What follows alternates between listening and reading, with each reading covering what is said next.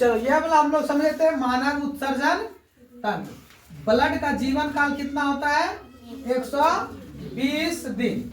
अब 120 दिन के बाद ब्लड कहाँ जाता है? पिलिया में। कहाँ जाता है? पिलिया में। और पिलिया में जाने के बाद ये क्या होता है? फिल्टरेशन, जिसको हम लोग बोलते हैं शुद्ध। क्या बोलते हैं? शुद्ध। 120 दिन के बाद ये घुस जाता है किसमें? पिलिया में। और कहता है हमको ब्लड क्या कहता है कि अब हमको क्या कर दो? शुद्ध कर दो। अब हम लोग मर गए। हम लोग क्या गए? मर गए। जैसे कि आम भाषा में समझो कि मान लीजिए कि हम लोग कपड़ा पहन रहे हैं। क्या पहन रहे हैं? कपड़ा। कपड़ा पहनते पहनते पहनते क्या हो गया? गंदा। क्या हो गया? गंदा। तो उसको खोल करके हम कहाँ घुसा देते हैं?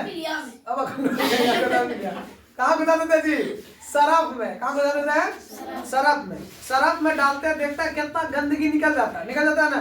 गंदगी निकल जाता है। और फिर कपड़ा को क्या करते हैं? सुखा करके क्या कर लेते हैं? पहन लेते हैं। पहन लेते हैं ना कि कपड़े में फेंक देते हैं। गंदा होता कपड़े फेंक देते हैं, नहीं ना जी? उसी तरह हमारा ब्लड जो है कि 120 दिन के बाद क्या जाता है?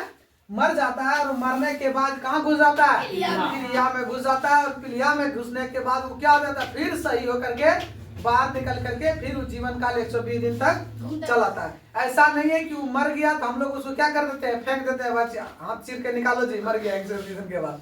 ऐसा होता है? नहीं होता है। समझ गया ना? बेसिकली उदाहरण क्या था कि कपड़ा पहने, गंदा हुआ, सरफ में डाले, सरफ से बाहर निकाल दिए, कपड़ा चकाचक तैयार होकर निकल गया। होता है ना?